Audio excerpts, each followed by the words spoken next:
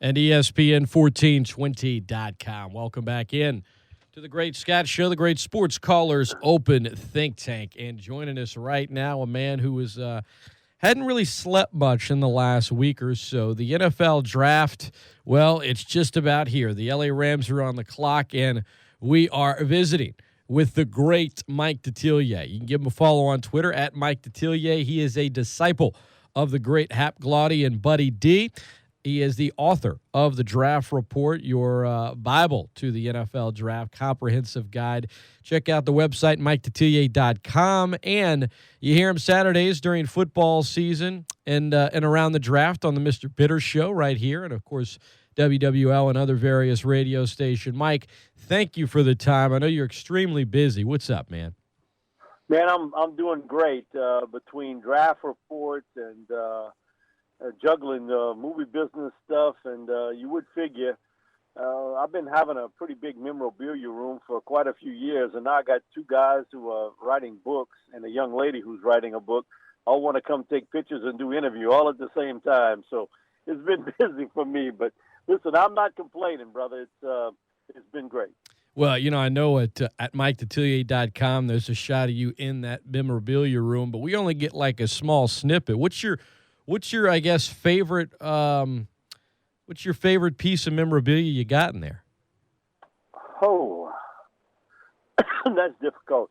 Probably my favorite. It's not the one most looked at, but probably my favorite is I went to attended two Pete Maravich basketball camps in the mid-'70s, and Pete autographed me a couple things at that time that I still have framed. So that's probably the best for me. What gets looked at the most, I have a Joe DiMaggio autographed bat and Muhammad Ali autographed gloves.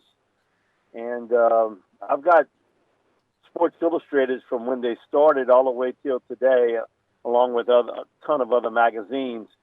And probably the most looked at is first time a president was ever on the cover of a Sports Illustrated. This is January of 1960, and Jackie Kennedy on the cover, and he wasn't even president yet. He was waiting to be president. So that's some of the things. I get a lot of asked about Terry Bradshaw's first cover, 1970, Louisiana Tech. Bruce Jenner, for a lot of younger people, that's Caitlyn Jenner? Yeah, that is Bruce Jenner. So, I got a lot of different things, and I try to change it around. We do a lot of filming here, but those are some of the things I have in the room. Really cool stuff. Mike Detillier, our guest. Love to see it someday. Mike, you don't have a Josh Norman jersey in there, I'm guessing. He almost had a Saints jersey. They kind of came from out of nowhere. At least if they did, they were able to keep it quiet for a while. How surprised were you last Friday when it was basically down to according to multiple reports, Washington and New Orleans? Yeah, I do have a Josh Norman autographed jersey. I just don't have it hung up yet. But, I was surprised only because with a little over $3 million, you would have had to redo someone's contract. And lo and behold, we find out it's Drew Brees that was willing to redo it. The Saints made a hard run Thursday night, early Friday morning. Sean Payton on the phone, and Sean has been pretty tight with Josh Norman throughout the years. And Saints made a great run, but you were he was in the Redskins' home. He was at their park. So, more guaranteed money, and that's the key in the NFL today. And family certainly had some say about it, being wined and dining. I had a feeling that it would be either Washington or Jacksonville for Josh Norman. Never would have thought the Saints were involved. So give a lot of credit to, again, Kai Harley, who is the Saints salary cap expert, and coming up with something innovative that they can make a run at an elite player. And that's what he is. He didn't get a lot of publicity 2 years ago, but he was a really good player in this league. And then last year, he's the best cover cornerback in pro football. Now, I hear a lot of, silly talk about he's a system corner. My thing is, what system? I mean, he's locking down a receiver one-on-one downfield and takes away one side of the field. Is he helped by a pass rush? Yes, he is, but so is Richard Sherman. So is Patrick Peterson. So, I don't get this system talk. And had the Saints signed him, I'd have had no issue with it. But you want to win now. You want to win today. Now, tomorrow, you worry about that. But today, you're worried about putting the best players on the field. You have a shot at the best cover cornerback in pro football. You go get him. And so I got no qualms with the Saints making a run at Josh. But just gut feeling, once the word broke, was that he's in the Redskins park. That would have been a tough sell for him to walk. That would have been like if you going on a recruiting trip to LSU and you're in Baton Rouge and you commit to Alabama. He said he asked his whole family, hey, should it be Washington or New Orleans? And he said the majority of them all raised their hand for the Redskins. So he's in Washington. You mentioned Drew Brees and Ed Warder's report that he was willing to change his contract, work out that extension to help get Norman under it. That came out shortly after Norman signed with Washington. Mike, how much did you think of that is 100% legit? He would take a pay cut, and how much of it do you think could be just kind of a PR move from his agent to win what I think both sides will try to win some kind of PR battle as this negotiation probably gets drawn out for the next couple of months? Well, they had to have some guarantees involved with that. I mean, Drew's not taking a pay cut. I mean, but he is doing a little bit of restructuring of the money. I mean, none of these guys that restructure their contract take a pay cut. Right. They just kind of, divvy money around a little bit. So I think that goes to show that Drew Brees is going to be here for a long time, that he's willing to do that. And this is just a gut feeling. I don't know anything from the inside, but that I think they're pretty close to a long-term deal. And I think that'll probably be announced after the draft. So I don't think it's a PR move. I think it was legit that the Saints wanted to make that run at Norman, and Brees was going to help out what he could to do it. So you don't feel like this thing is going to get dragged out maybe as long as I do. I think this thing's going to last a while. No, I think that it'll be short term. Okay. I really do believe that the Saints will come to terms with Drew on a 4-year contract. And is this a little bit of maneuvering on their part to try to get people to believe that they may draft a quarterback, in essence, to maybe get some team to give up quite a bit to move up to 12 for Paxton Lynch? Who knows? But I would be surprised if the Saints did not come up with a long-term deal for Drew Brees. Sean Payton has continuously said that Drew Brees is going to be here, long-term. And I don't think Sean Payton would have returned without assurances that Drew Brees is going to be on the football team for the next at least 4 to 5 years. Mike Detillier, our guest. Last question on Norman. Do you feel like it was simply a situation of the Saints wanting to get what they felt was an elite player, or is this perhaps a sign that Damian Swann and P.J. Williams and Keenan Lewis and their health, maybe the Saints aren't too confident those guys, whether it be all three, 2 of the 3, or 1 of the 3, are really going to be effective and active this year? Yeah, it's a good question. I think it's a little bit of both. You get a chance to bring in an elite player, but certainly question marks with Keenan. He's had 3 different sports hernia surgeries, 30 years old. And, I got great concern about Damian Swann. 3 concussions in a short period of time. That's looked at so closely today when you start to have those head issues. And he was really playing well for the Saints as their nickel cornerback. And we don't know anything about P.J. Williams.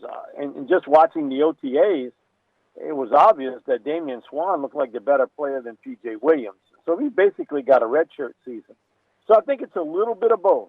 Your chance to bring in an elite cornerback, but also certainly concerns about the health issues of Keenan Lewis and also of Damian Swann.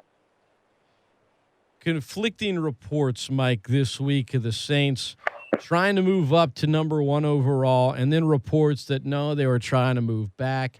How much of this do you think is the Saints throwing out various intel to not really show their cards and give them an advantage in the NFL draft? Man, listen, how strategic could you – and it's funny, Doug Muto and I on Channel 4, along with Fletcher Mackel on Channel 6, talked about this exact thing this weekend. That I could see this water rising in the tub, so to speak. And they were going to put that out. You mean to tell me all this time that they had this and this leaks out today? Listen, if you're going fishing, you gotta put bait on the line. And that's all they were trying to do. They're trying to put bait on the line on trying to get a team to try to move up to 12 for Paxton Lynch. So it's part of the gamesmanship. Did the Saints maybe make a call to see what it would take to get to the number 1 spot? I'm not saying they didn't, but how much was that maybe as a setup so that they could eventually say we inquired about it? This is a team that it kind of plays a little bit that gamesmanship or tries to. But I really believe a lot of this is the feeling, and I told this in both TV interviews over the weekend, that the cost to get up into the top 10 is going to be expensive. We see what happens to both, Philadelphia and the Rams to move up, how much it costs.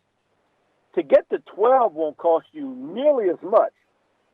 But if you're really sold on Paxton Lynch, you're going to try to have to maneuver yourself to get into that spot. And so I think the Saints are kind of waving the Paxton Lynch sign right now. But I don't believe any of it. I think they're just trying to play a little bit of football chess with you and just trying to get some team to blink to maybe get a pretty good haul in return and end up picking, somebody that they're pretty familiar with late in the teens or early in the 20s. So you feel like the more likely of the scenarios, the Saints trading to move up into the top 10 or acquire an extra pick and move back later in the first round, you think the latter of the two would be more likely? Yeah. Listen, the Saints aren't one player away. They're numerous players away. And, I just go back from 2010 to 2014, 5 drafts, the Saints have 6 players left. Awful drafts. That's horrible. Awful. And so if that's the case, you would maybe want to accumulate extra draft picks. And so trading back really wouldn't be all bad if the right player is not there for you or you had an opportunity to maneuver around to acquire extra picks. It's part of the gamesmanship that you see in the NFL today. And I really think the meat of this draft is in the 2nd, 3rd, and 4th rounds. That's where I would want even more picks if I could get them. And so the Paxton Lynch kind of bait you can see out there being thrown. If I'm the Saints, I'm doing the exact same thing. And it's funny, I talked about that this weekend, and sure enough, bait hits the line, hits the water pretty quickly today. Mike Detillier, our guest, ESPN 1420.com on the Great Scott Show. Mike, who do you think is going to be the better NFL quarterback, Carson Wentz or Goff? Well, I've got Goff ranked higher. I think he's the better prospect. He's pro-ready today, smart, accurate from the pocket. He had no protection at all at Cal. He was getting rocked pretty good there. They don't know anything about max protection. The other part about it, and I think it's the cut for me, is his ability to pick up 2nd and 3rd targets downfield. When you get a quarterback who can hit his primary guy, a lot of guys can look pretty good.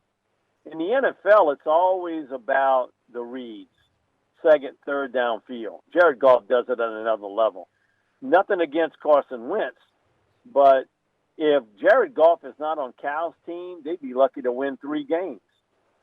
North Dakota State was 8-0 without Carson Wentz in the lineup after he broke his wrist. And they made it to the championship game. Great analysis from Mike Detillier. Goff over Wentz. How far back? You mentioned Paxton Lynch earlier in the kind of smoke and mirrors game the Saints are playing. How big of a gap do you think there is between those two guys and Paxton Lynch? There's a little bit of a gap there. What I see in Paxton is great size, strong arm, can make all the NFL throws, tremendously athletic.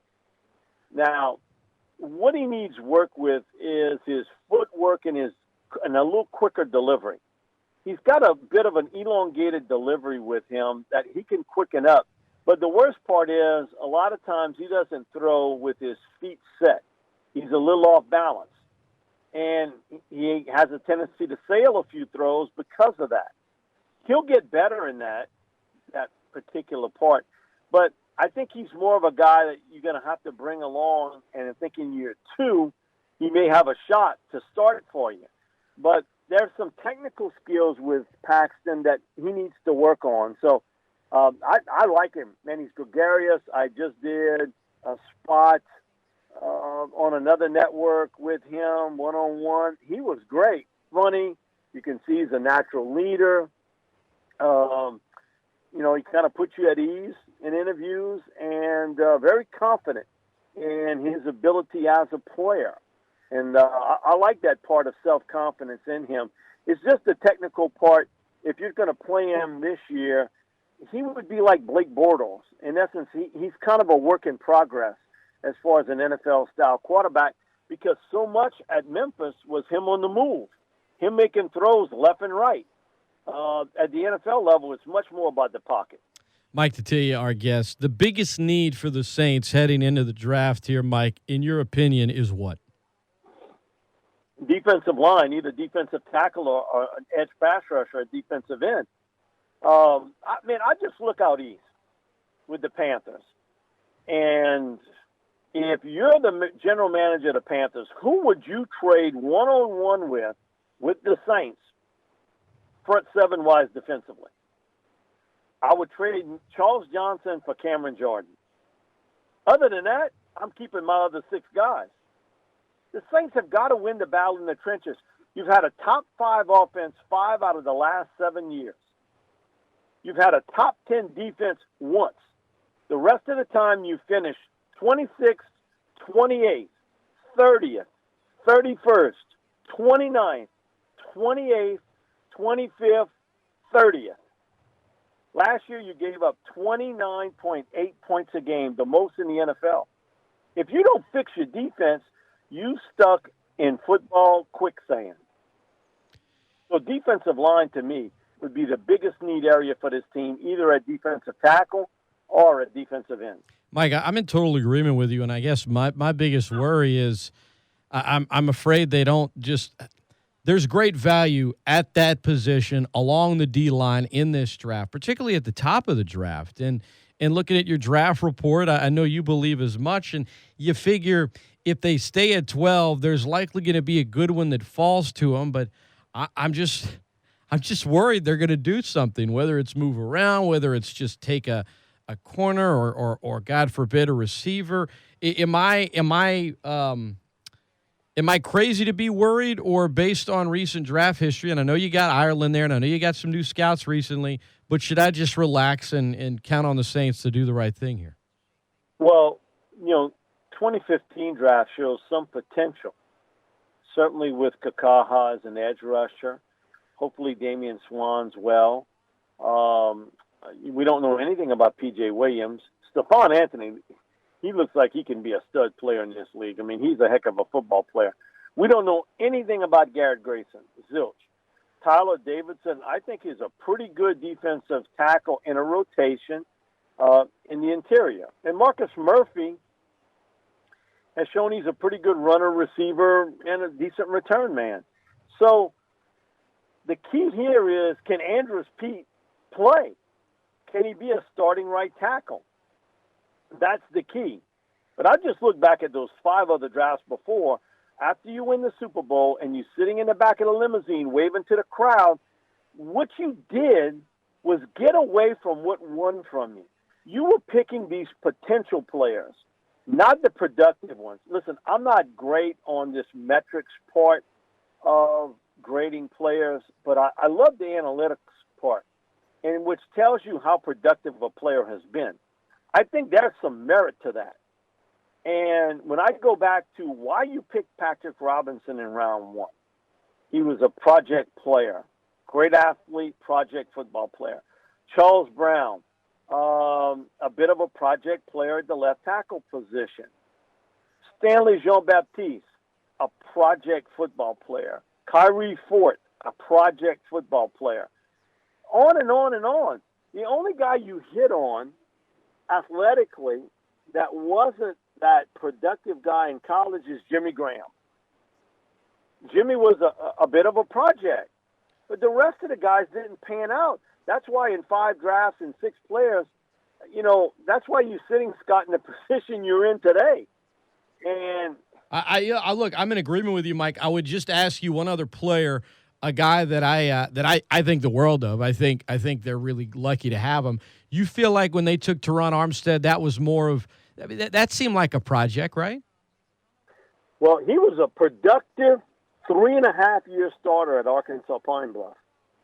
So he had been a guy that had started and played at a very high level at a small school. And listen, a lot of times guys get that label, small school player. To me, that doesn't mean anything. It's how well you play at the small school, how well you play against the best of the best. He started the last part of his rookie year. And he played well in Seattle in crazy conditions. And I said the Saints have something special in this kid. He had one terrible half against Greg Hardy in Carolina when he started. But after that, he's really played well. Now, the one thing he's even told me is he's played against guys every bit as fast. He just hadn't played against people that was every bit as big and fast. So that was a little adjustment for him. But technically, I think you might want to say he's but any guy who starts 3.5 years in college, and he was a great athlete, he just got that label, small college player. And it sunk him a little bit come draft day.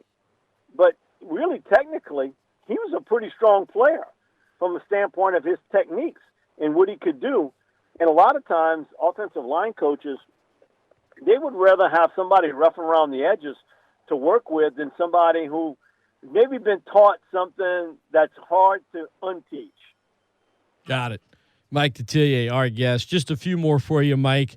The presence of Jeff Ireland in the war room for the Saints, not written about, or I say not written, it's written about a little, but it hasn't really been brought up a ton. You know this franchise, you know this staff. How big of a presence, how big of a say, how big of a stick does he carry? Well, he's in Sean Payton's ear. Ryan Pace had that job for a long time. That Sean trusted Ryan in what Ryan could tell him about a player. Now, Ryan's off now to Chicago, and he's a GM there. And you need a strong presence around Sean because, the big difference, and I just did an interview about this, the big difference between now and, say, 20 or 25 years ago is when the draft was in February or March, it was controlled by the player personnel people, the scouting department, head scouts, GM. More and more today, coaches with great power have tremendous say in what's going on. And it's that Bill Parcells line, if you want me to cook the dinner, let me go shop for the groceries. And I think Sean feels that way, especially in the early rounds. Let me have a say in what gets picked. And so you need somebody there that's willing to tell him, Sean, he's not that player. You've seen him in the workouts and these sort of things, but this is what we've seen throughout 3 years or 4 years or 2 years of college football. And that's where Jeff has to come into play here. He's got to rein in sometimes the horse that wants to just take off. And I thought he's done a very good job in being that mouthpiece into Sean's ear to tell him about players. Because sometimes coaches can get caught up with it. I live next door to a former NFL coach, and he laughs all the time. He's in his 80s today. And he was saying that, years ago when he played and coached under Paul Brown, Paul was like that. He wanted control of everything. But he said there was always someone there that would tell Paul, this is the guy, he'll fit in well with us. And he said Paul had a great belief in him and would do exactly what he asked him and told him to do. ESPN1420.com. Mike Detillier, our guest, the great football analyst. You can follow him on Twitter at Mike Detillier. Here locally, UL, Ragin Cajun wide receiver Jamal Robinson. Mike, what do you think of his draft status, prospects, and what kind of player he could be at the next level? He's a little bit of a project player from a route running standpoint. Great size, excellent speed. A little bit rough getting into and out of his cuts and breaks. You'd like to see it a little quicker. But I'm telling you, athletically, he's got a lot of people that are going to take a look at him. And he's got a shot. Now, for Jamal, I think the big thing is to quickly make a splash on special teams. That helps you out so much when you can do that. But you know what? A couple years back, he put up some big numbers and had an injury, not so well last year. So I love him as an athlete. He's still rough around the edges as a route runner. And I'm looking at him as a priority free agent where he'll have more than a couple teams to pick from when he signs up after the draft. So you don't think he'll go in the later rounds, and sometimes for a player, Mike, as you know, it's almost better to not go late 7th round because you have more options as far as where you go. But you wouldn't put his chances of getting drafted too high? I would think it's better. The chances are better he doesn't get picked than he does. Now, listen, it just takes one team. I mean, we're not debating about how Donald Trump is going to get to the Republican nomination. It just takes one to make that choice, and you get picked. It's not the majority. And so I would think he's got a shot late, but I think it's more likely that he go in as an undrafted free agent. Mike, you're right that sometimes it is better because you can take a look at that roster, and you're not going to sign with a team that's got 7 receivers already on the squad. You can pick a team that's maybe got 4 or 5, and maybe one of those guys you think you can beat out.